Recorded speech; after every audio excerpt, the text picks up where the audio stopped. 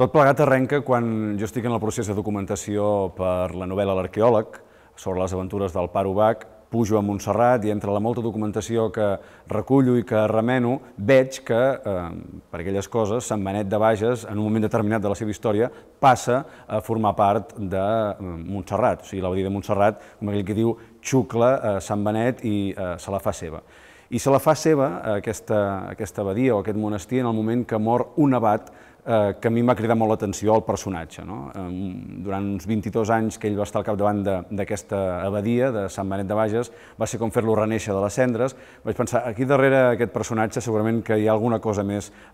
interessant per explicar, per 4 coses que vaig veure, per 4 indicis que hi havia, i el vaig deixar allà aparcat, vaig anar tirant amb les aventures del Pare Ubach i l'arqueòleg, i llavors, en una trobada amb l'editorial, els vaig dir que havia descobert aquest personatge i que potser estaria bé fer alguna cosa sobre ell o fer una novel·la a partir d'aquest personatge i, per tant, ambientar-la a Sant Benet de Bages.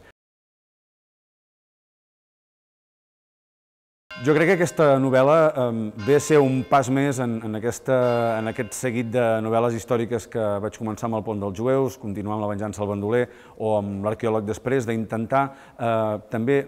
això, a mesura d'anar descobrint, d'anar documentant, a propòsit d'un altre tema, d'una altra novel·la, descobrir aquests personatges que han fet gran casa nostra, que han fet gran la nostra terra per diversos motius i per diverses accions que han decidit emprendre ells perquè creien que ho havien de fer, i la capacitat que tenen perquè això es noti en tot el territori i perquè després tingui una transcendència anys més tard. A mi això sempre m'ha motivat moltíssim, a partir d'un personatge central o d'un lloc central o, en el cas del pont de Besalú, per exemple, a partir d'un monument, entendre com era aquella època, fer que el lector s'hi capbussi en aquella realitat, portar-lo de bracet i que s'hi trobi i que, per tant, aquí se senti com un més d'aquesta història, que no se la miri des de fora, assegut des de la poltrona de casa, des de Navarcles, des de Sant Fruitós o des d'All o des d'Amposta, és igual, sinó que es capbussi i realment faci una immersió en la història a través de com està escrita i de tot el que va vivint, com aquell qui diu, ho noti en la seva pròpia pell. La intenció és quedar-me aquí, el que passa que sí que és veritat que no estaré vivint tot l'any que duri el procés d'escriptura de la novel·la, perquè tinc una feina als matins a la tele, o sigui, a mi em continuaran veient els matins si posen TV3, però sí que passaré aquí llargues temporades, no només caps de setmana llargs, sinó que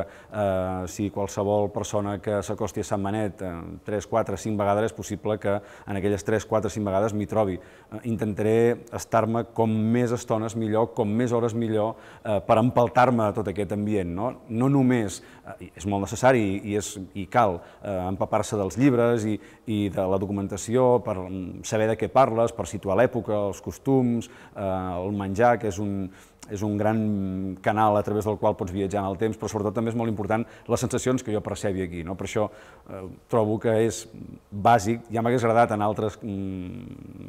per exemple, novel·les, haver-me pogut instal·lar, penso ara amb l'arqueòleg, a diversos punts del seu viatge, per exemple. Per tant, poder-te venir aquí i alhora també, per què no, trobar la tranquil·litat necessària per inspirar-te, que moltes vegades necessites, tu ja ho tens en el cap, però quan estàs aquí amb pau i tranquil·litat i relaxat, malgrat que sàpigues que vens a treballar,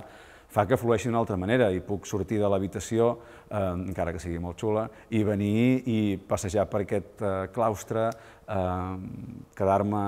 aturat davant d'algun dels capitells i, per què no, és que de qualsevol cosa, i això és veritat, no és un dir, de qualsevol cosa em pot sortir després o et pot generar una espurna que arrenqui 1, 2, 3, 4 capítols. Per tant, n'espero moltíssim d'aquesta estada aquí, que espero que s'allargui en el temps fins pràcticament que surti la novel·la i que la puguem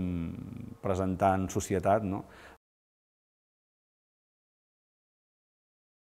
A nivell personal, el fet d'escriure el que em dona és una vàlvula d'escapament. Com que la meva vida moltes vegades me la plantejo també com un personatge literari de Jekyll i Mr. Hyde, és a dir, la meva vida està dividida en el matí i la tarda, podríem dir, o en l'ésser diürn i l'ésser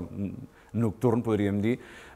quan faig una cosa al matí no em permet desenvolupar el que puc fer de tarda, vespre, nit. Per tant, el fet de poder escriure també t'obre tot aquest ventall, aquesta possibilitat de deixar-te expressar d'una altra manera, de poder arribar a l'altre d'una altra manera. A mi m'agrada molt el fet de comunicar-te amb les persones, m'agrada molt estar en contacte amb la gent en general i poder-li transmetre allò per la qual creus que val la pena no només escriure, sinó també conèixer moltes coses del teu voltant, que el fet d'arribar als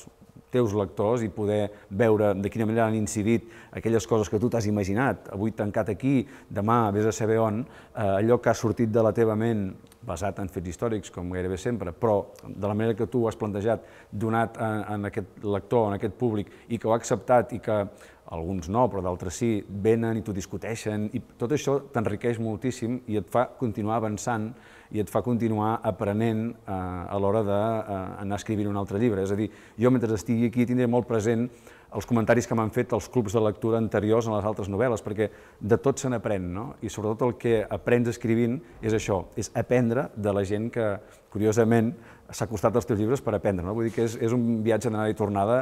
molt enriquidor.